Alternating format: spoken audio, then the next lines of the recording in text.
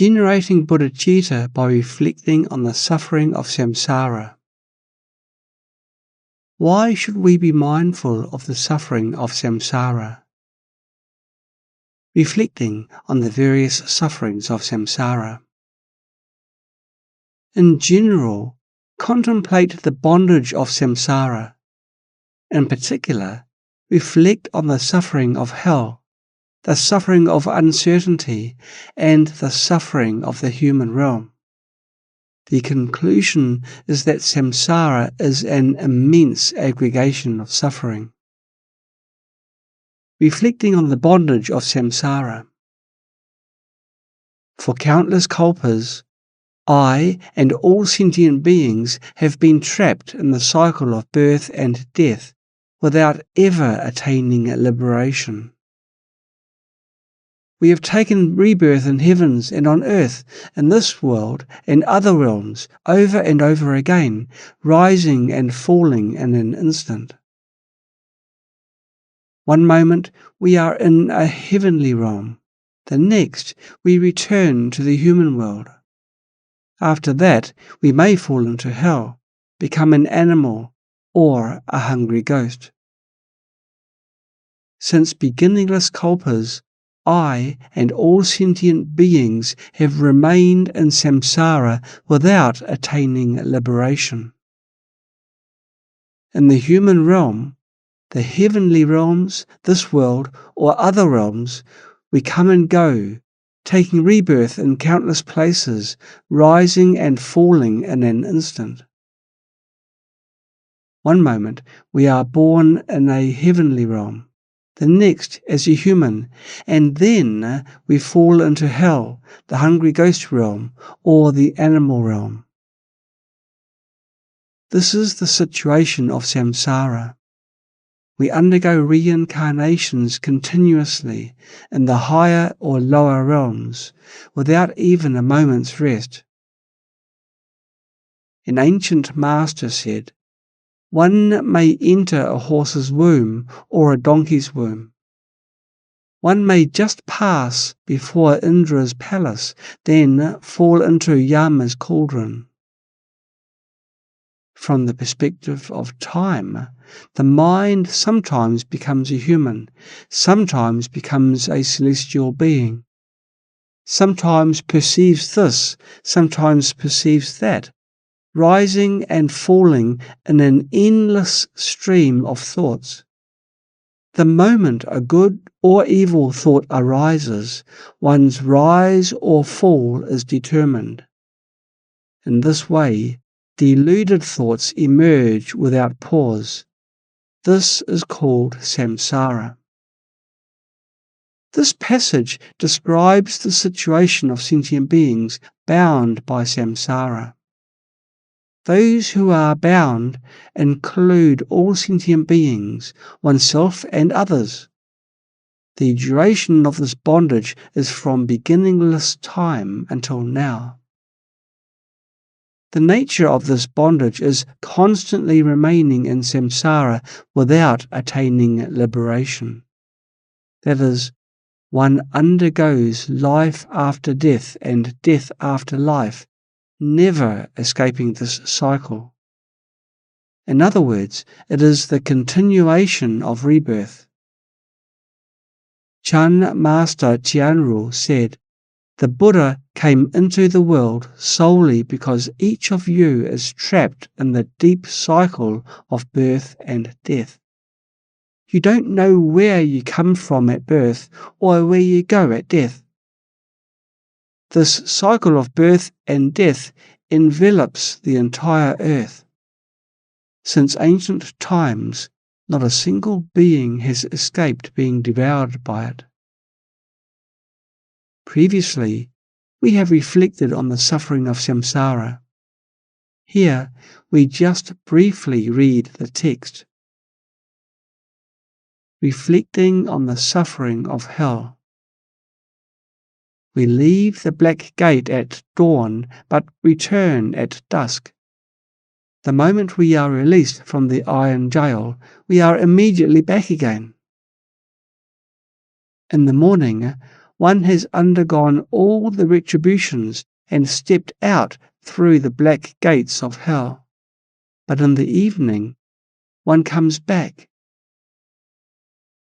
It is like a repeat offender who, despite undergoing repeated reforms, enters and exits prison again and again.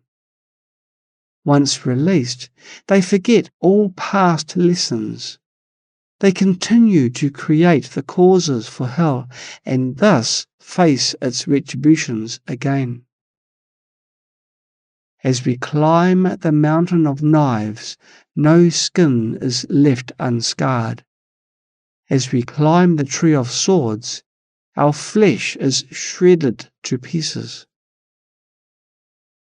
Hell beings climb the mountain of blades and fall into the cauldron of boiling oil. We may not have witnessed these scenes. If we see such scenes, renunciation will arise swiftly. In the Buddha's time, there was such a story. When Nanda first became a monk, his renunciation was weak. Later, the Buddha skillfully guided him to visit both the hells and the heavens, helping him truly understand the three kinds of suffering. That is, after experiencing the suffering of change, one has to face the suffering of suffering. As hell beings climb the tree of swords, the blades all point downward, slicing their bodies from every direction. Hot iron cannot relieve hunger. Swallowing it burns the liver and intestines. Molten copper cannot quench thirst. Drinking it scorches the flesh and bone. Beings in hell are seized by the hell guards and subjected to such torments. The guards force open the sinners' mouths with iron tongs, thrust red-hot iron balls into their mouths, and pour molten copper down their throats, making them endure this agony. Like prison wardens, the hell guards use various methods to torture the beings there. After being sawn in half, the body comes back together again. When the wind blows, one is revived. In the town of raging flames, who can bear the wails of pain? In the hot frying pan, all that is heard is the cry of suffering. In the hells, beings cry out in anguish. In the howling hell, the hell guards drive beings into the town of raging fire, where the flames engulf them, and they howl in agony. The place is engulfed in fire. In the cold hell, their skin resembles blue lotus buds. When the flesh cracks open, the wounds are like red lotus blossoms. In the cold hell, the being's flesh and blood freeze until they crack into pieces like blue lotus buds. In one night, those in hell undergo death and rebirth 10,000 times. In one morning, they endure pain equal to 100 years in the human world. In a single night in the human realm, beings in hell undergo 10,000 cycles of death and rebirth. This statement may contain some inaccuracies, possibly due to translation issues at that time. In hell, time feels excruciatingly long. For example, what is one day in the human realm may feel like decades or centuries in hell. This is similar to how one day in the heavens feels like 100 years on the earth. What we perceive as 100 years in the human realm passes as only one day for celestial beings. From the higher realms downward, time passes more and more slowly. In hell, time drags heavily. A single day on earth feels like decades in hell because one has to endure intense suffering every moment, making time seem unbearably long. Are we not overburdening the hell guards? Who heeds the king of hell's admonishment? When we suffer, we know it is suffering, but regret cannot help. Once released from hell, we forget the lessons and repeat the same actions as before.